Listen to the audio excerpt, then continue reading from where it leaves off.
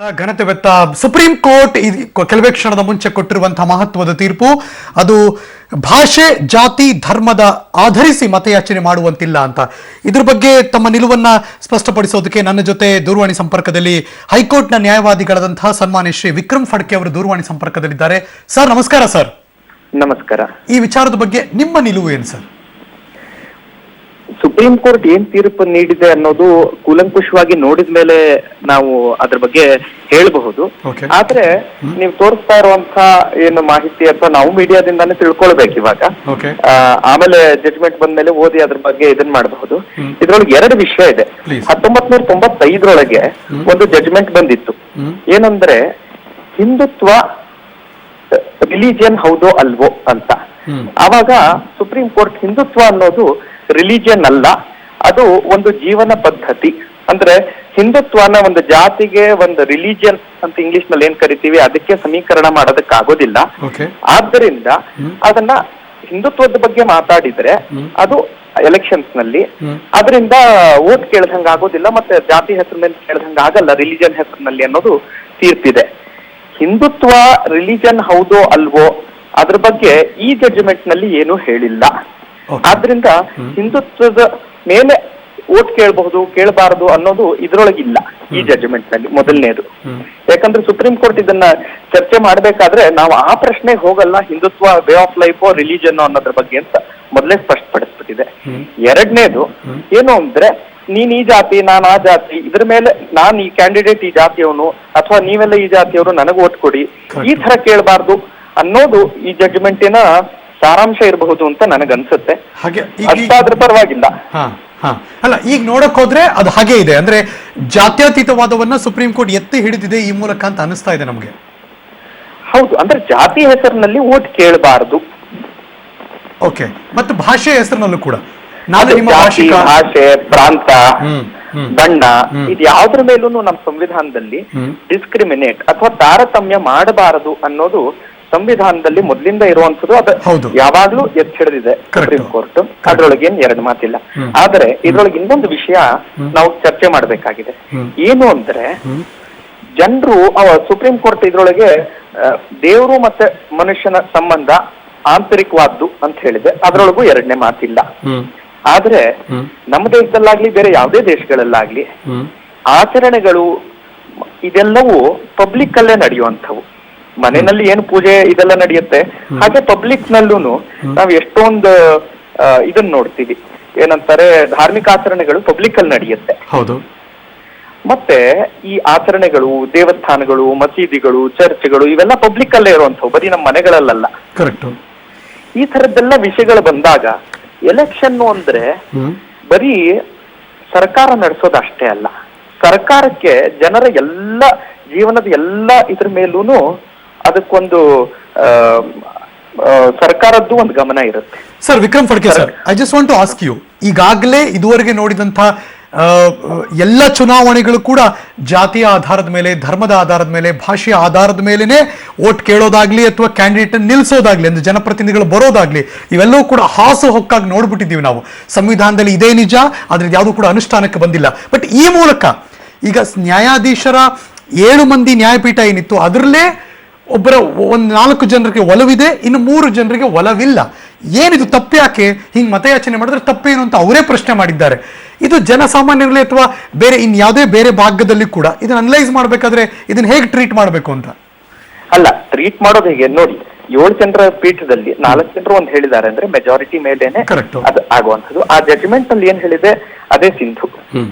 3 ಜನರು ಏನ್ ಹೇಳಿದ್ದಾರೆ ಅನ್ನೋದ್ರ ಬಗ್ಗೆ ಚರ್ಚೆ, ಅದೇ ಹೇಳಿದ್ನಲ್ಲ, ಡೀಟೇಲ್ ಜಡ್ಜ್ಮೆಂಟ್ ಬಂದ್ಮೇಲೆ ನಾವು ಮತ್ತೆ ಅದನ್ನ ಓದಿ ಅದ್ರ ಮೇಲೆ ಪರಾಮರ್ಶಿಸಬಹುದು.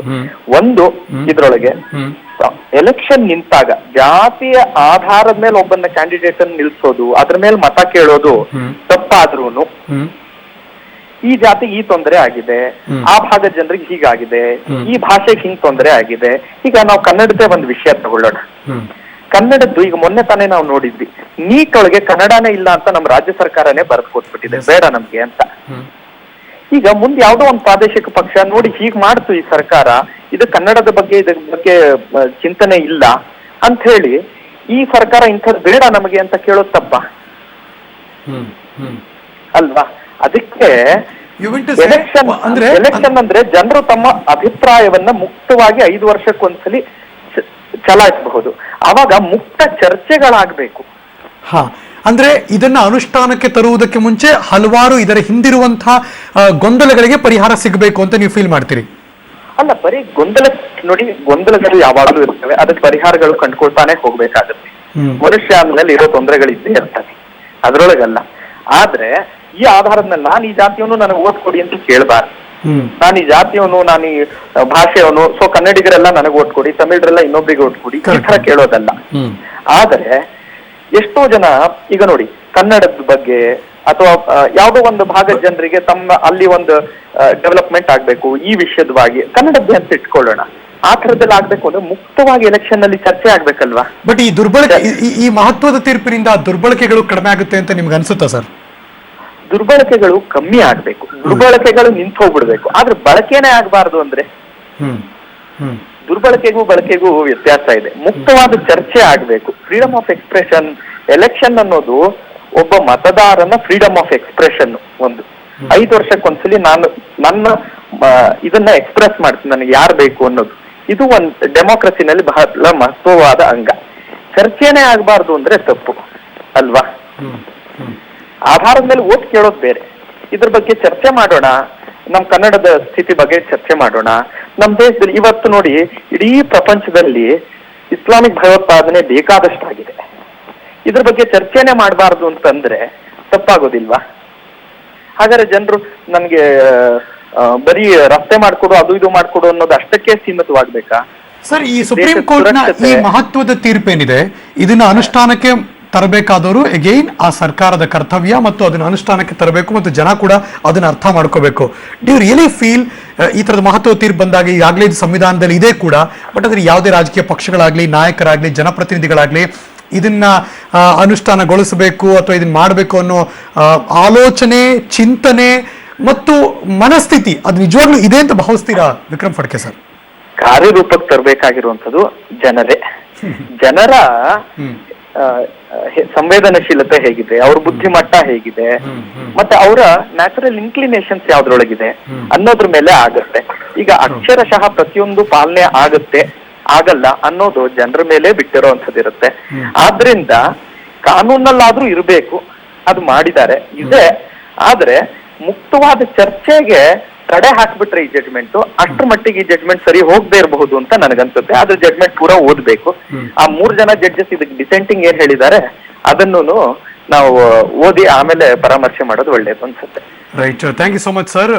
ಹೈಕೋರ್ಟ್ನ ನ್ಯಾಯವಾದಿ ಸನ್ಮಾನ್ಯ ಶ್ರೀ ವಿಕ್ರಮ್ ಫಡ್ಕೆ ಅವರು ತಮ್ಮ ಅಭಿಪ್ರಾಯವನ್ನು ವ್ಯಕ್ತಪಡಿಸಿದ್ದಾರೆ. ಇದು ಸುಪ್ರೀಂ ಕೋರ್ಟ್ನ ಮಹತ್ವದ ತೀರ್ಪು. ಇನ್ನು ಮುಂದೆ ಧರ್ಮದ ಆಧಾರದಲ್ಲಿ, ಭಾಷೆಯ ಆಧಾರದಲ್ಲಿ, ಜಾತಿಯ ಆಧಾರದಲ್ಲಿ ನೀವು ಮತವನ್ನ ಚುನಾವಣೆಯಲ್ಲಿ ಕೇಳುವ ಹಾಗಿಲ್ಲ. ನವೆಂಬರ್ 8ನೇ ತಾರೀಕು ಅತ್ಯಂತ ಗಂಭೀರವಾಗಿದ್ದಂತಹ ದಿನ. ದೇಶವನ್ನು ಉದ್ದೇಶಿಸಿ ಮಾತನಾಡಿದ್ದ ಪ್ರಧಾನಮಂತ್ರಿ ನರೇಂದ್ರ ಮೋದಿ ಅವರು ಈ ದೇಶದ ಮುಂದೆ ಒಂದು ವಾಗ್ದಾನವನ್ನ ಕೊಟ್ಟರು. 500 ಮತ್ತು 1000 ರೂಪಾಯಿ ಮುಖಬೆಲೆಯ ನೋಟು. कभी कभी लगता है आज भी दुनिया के कई समृद्ध देश हैं, पढ़े लिखे फॉरवर्ड कंट्रीज हैं, उनको जब पता चलता है कि हिंदुस्तान में